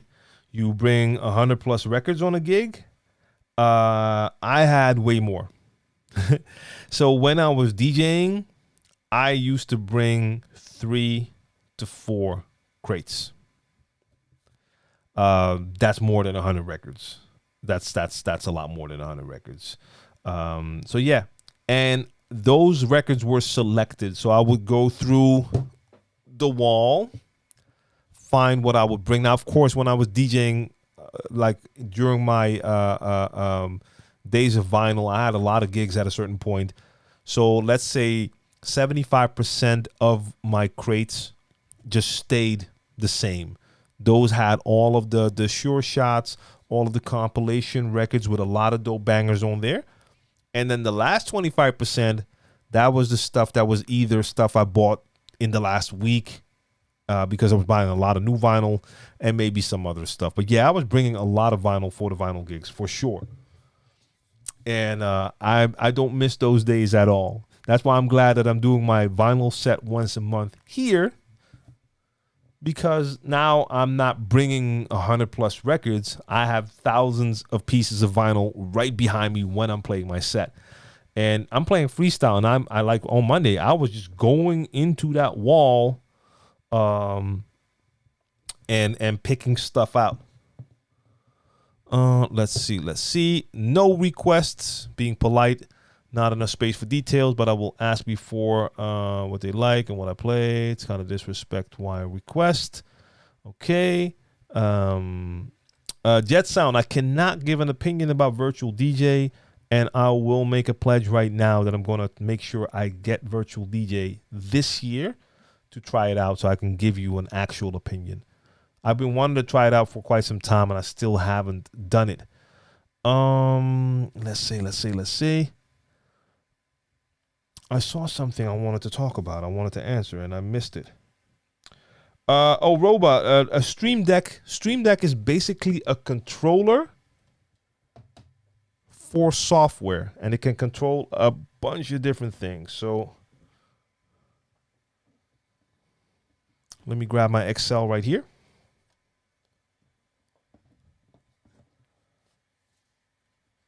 All right. This is basically a big screen with buttons on top of it. And as you see, all these little, let me take this out. I don't see what I'm doing. All of these buttons can be used to control a lot of different things. So this one is for my streams. And as you see, I have one for crates. I have one for share the knowledge. And I can go in there. And then I have ways to change scenes, to do a start, an ending, you name it. But you can do a lot more. I have the one to open my Restream chat app, a lot of different things going on there. And as you see, I bought the XL, so I have plenty of room to add more. But then I can do different things as well. So here, I have to see on screen what I'm pushing. This one is just for my lights, and those are the lights behind me right there. So I can basically turn those key lights on and off and change the color temperature, change how much light they're giving me. So it's a controller to control a lot of different things. As you can see here as well, I have one for Adobe Premiere, Photoshop, and you can do hotkeys for that software and have it in there. So it's a multifunctional controller. So it's like a little keyboard, but you can have an entire page with hotkeys for every different piece of software. So that's a Stream Deck, and this one is the Stream Deck XL. A lot of live streamers use it to change scenes, to trigger certain stuff in the chat, and to hit a quick replay when they did something in their game. There's a lot you can do with it, and you can get even more in depth, and I haven't even done that yet. What do you think about the Numark NS7 III? Beast. I have the 1. I like the 1. The 3 is dope. Very dope. Love the feeling of the NS7 controllers. Okay. Did I miss anything here? What's your take on Generation TikTok, and how do you deal with this new crowd putting phones in your face thinking you're a jukebox? Yeah, the phone in your face thing, it's been going on for quite some time, actually. And, yeah. Look, on the one hand, it's better to have someone just hold out their phone with a title instead of having like drunk chicks trying to hang over the booth because they want to get close to you to talk into your ear and then bump the needle and stuff like that. But then again, if you see some of those people with the arrogant faces just standing there like, hey, you see him standing here with a phone, why aren't you reacting and playing my song? Yeah, I mean, I'm so getting just a piggyback of that, going back to the question about requests, and I see a bunch of different opinions, and that's good. Like, some people love the requests, some people take no requests. For me personally, and I've talked about this more often, I'm not a fan of requests because, in my opinion, I'm working. Let me do my job.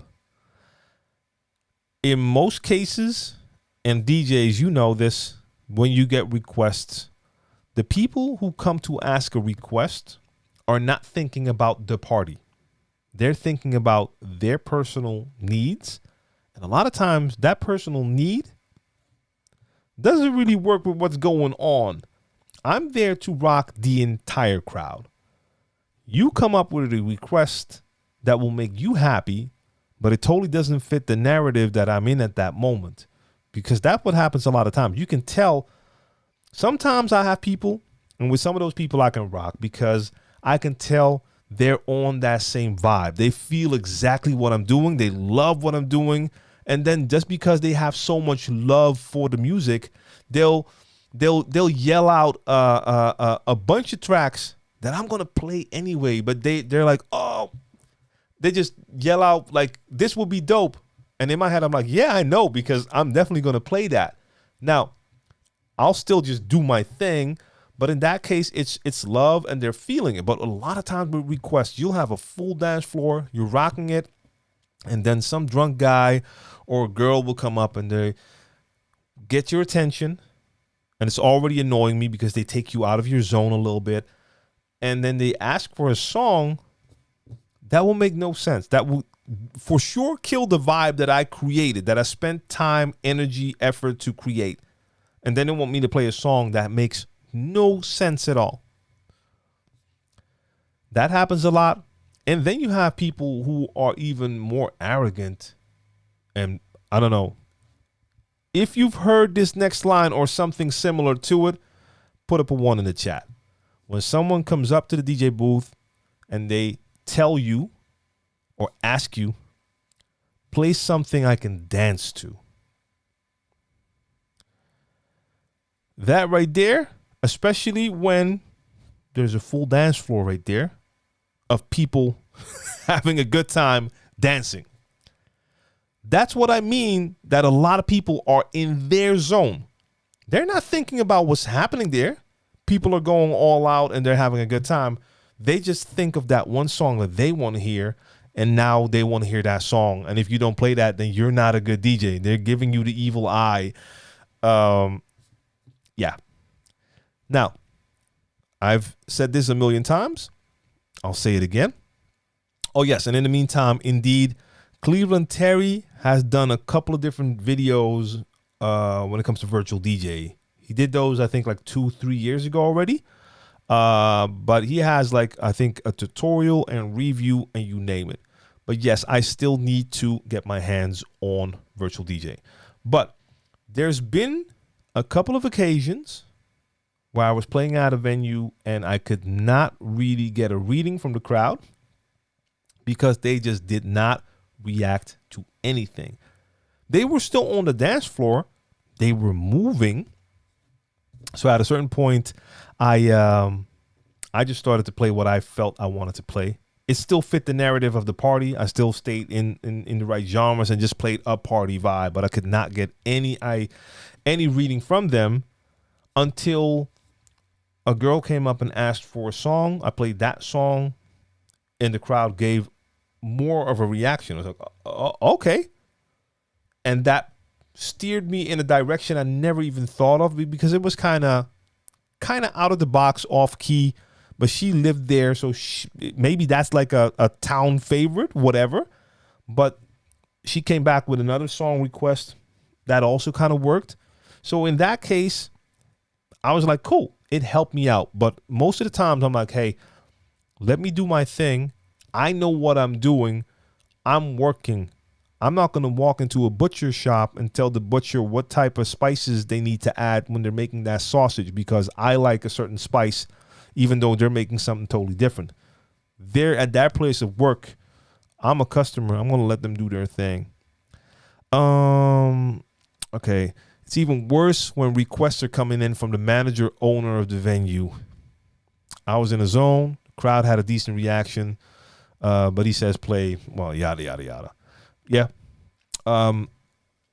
You'll have to deal with situations like that as well, where you have an owner or a promoter and they don't really have a clue. You can tell. All they want is, like, people should be out of their minds, going crazy, and they're asking you to start playing hype stuff when the club just opened up and you have 10 people in there. You're like warming up and they're like, hey, no, we need more energy. You're like, yo, dude, doesn't make sense. Or indeed, you're in the middle of rocking a set and then they feel like you should play something totally different. That doesn't happen to me often. It hasn't happened to me a lot, but on certain occasions I could tell that a promoter wanted to be involved in the decision making when it came to playing tracks, and I'm like, yeah, that's not how this works. That's just not how this works. The only exception I make for that is the few times I played at a wedding and the bride had some special requests. The bride could have asked anything, and I was going to play that. Yeah. So Chris on the mix, when her approach was like cool, like sometimes you'll have the people like let me give a shout out, a major shout out, salute to all of the respectful people, and I've ran into quite a few of those as well, who humbly approach the booth, and a lot of times I've seen them there 20 minutes ahead of time, standing like a couple of feet away from the booth, and you can tell that they're even nervous to come up and ask because they feel inside that it might not be appropriate to ask a DJ that. I've seen those people as well. And then they finally make their way towards the booth, and they're kind of shy because, like I said, you can tell that they're not really comfortable asking the DJ something because they see the DJ and they see that you're doing what you're doing, and now they're coming up to ask something. So you can tell like those people kind of feel they're very humble and respectful. And is it possible that they asked in Dutch, of course, but then they basically like asking me like, is it possible for me to maybe request a song?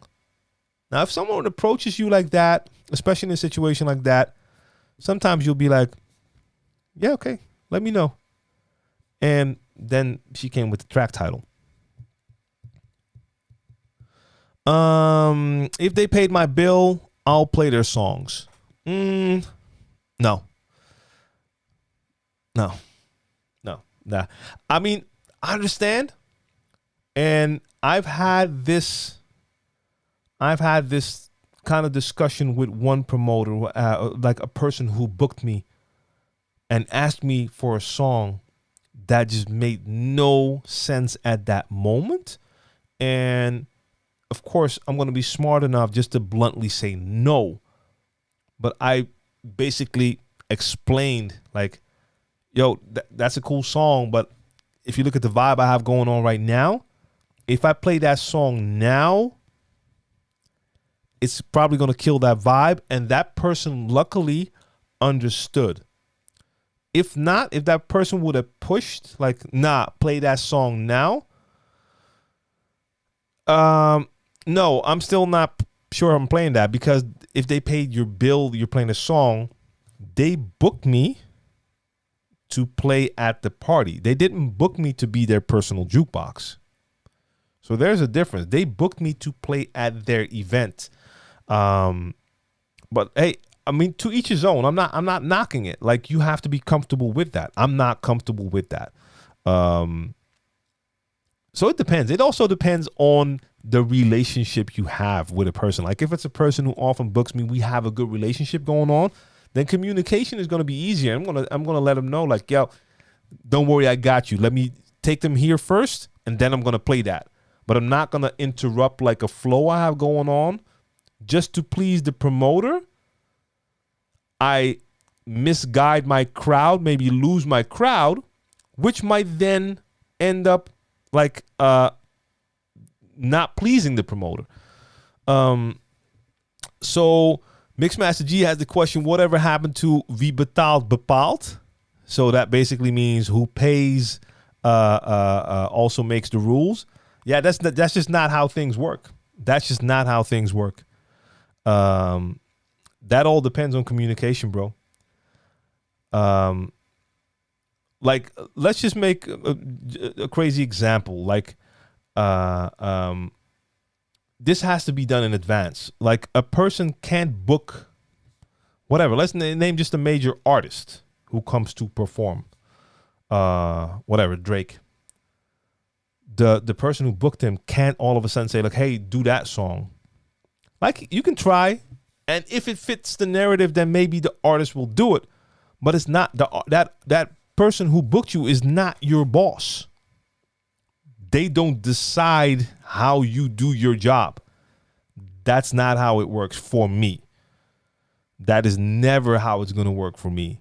You don't own me. You booked me to do what I do. So I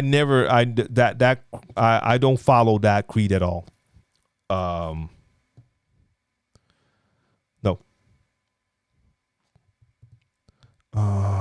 Let's see. Mike for life. What up? Yeah, see, Mike, I used to do that. Mike says whenever I get asked for a request, I always say I'll see if I have it.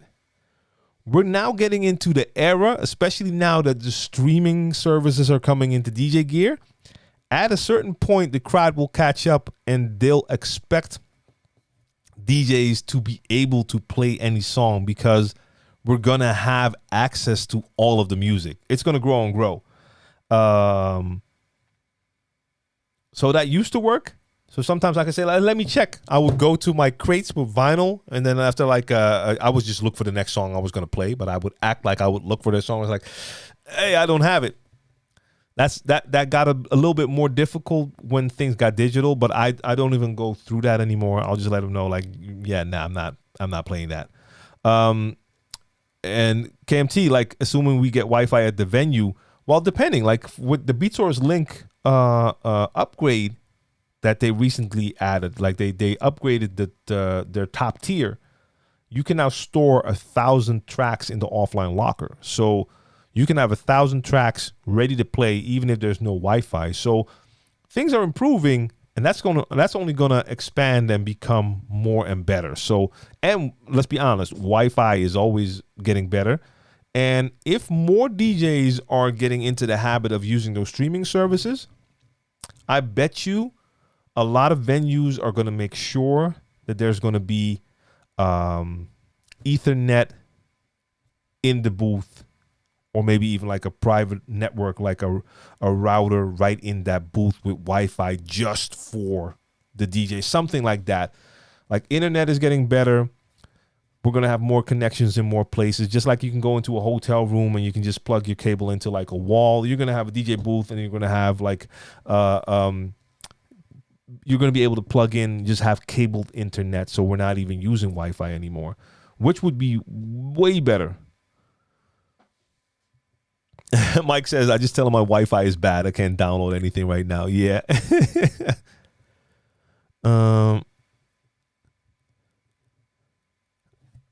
So someone said, what's the craziest request? Ever been surprised by a request? Well, I've been surprised by just the fact that some people will ask for songs that make no sense. So in that way, it could be a surprise. So for instance, I was playing at a New Jack Swing party. So we would play swing beat, New Jack Swing, and hip hop from that era. Hip hop and R&B and New Jack Swing from that era. And we would take it back a little bit to like some 80s stuff where you have some MJ stuff like that. And then you have someone coming in and asking for like some type of hard techno subgenre. When you get requests like that, you're just looking at the person and looking around the room like, wait a minute, are we on the same planet right now? Again, a lot of times people will come with a request that just makes no sense. They're not reading the room. They're thinking about what they want to hear. All right, let me see, because it is actually we're hitting that 2-hour mark, so I'm about to end this live stream. Maximiano, what up? Yeah, Gervy. Same thing, like you have SoundCloud Plus, SoundCloud Go, indeed. SoundCloud Go, Tidal, BeatSource. So the biggest difference is that BeatSource has the edits, and BeatSource tracks are already, they already show you the information. So you have like the BPM. You don't have that with Tidal, for instance. But the options are dope. The options are super dope. And that's probably only going to get better. Same thing with like the internet. It's only going to get better. So more people will have that as an option to have that streaming inside their DJ software. Let's see. Quick check to see if Mixcloud added anything more. Just to be sure. No, we're good there. All right, so I'm going to end this stream. I'm here every Monday with my live stream, with my mix live stream, my Crates live show, mixing. I'm going to do a special Certified Bangers edition soon as well. I'm going to think about what we're going to do with that, because someone just asked me if I would do something like have like Patreon only mixes. And I don't know about that, but a Patreon only live stream for Certified Bangers could be a thing as well. Just the same way I'm going to do a special patron only Q&A session. So I'm here every Wednesday with this live Q&A session for DJs. Just answer questions and we can all share knowledge in these chat windows. That's continuing. So every Wednesday I'm here. Normally I start 2 hours earlier. Couldn't do it today. We had one of those teacher-parent meetings, first one of the year, new school year. Definitely I'm not missing anything kids related. That is important stuff. So had to move this live stream up 2 hours. But you can check my schedule and see I'm normally on. So every Wednesday, the Q&A session. Every Monday, my Crates. And one more plug before we get out of here. Patreon.com/DJ TLM. Just relaunched it. If you want to support my platform, and I am getting back to start to create a lot of content for YouTube, and I want to do that as full-time as possible, that's going to be possible with your support. So if you want to support, patreon.com/DJ TLM is going to be your best option. They have the tiers that allows me to add perks, and I'm working on, I'll think about ways to add more value to all of those tiers. Now, I'm definitely not going to shout all of you out because there's a lot of you in here right now. For my people on Mixcloud, let me take one quick peek if anything special is going on right now for a raid. No, we're good. We're going to leave that. Okay, so all my people on Mixcloud, on Facebook, on YouTube, on Twitch, on Twitter, and on Instagram, I want to thank you for tuning in. Make sure you follow me on Instagram if you are not following me there yet. That's where I post content. Make sure you check out DJ TLM TV on YouTube. And that's it for now. Patreon.com/DJ TLM. Thank you for tuning in. Salute to all of you. And if you have more questions, I'm back here next week. All right. Check me out on Monday and check me out on Wednesday. Peace.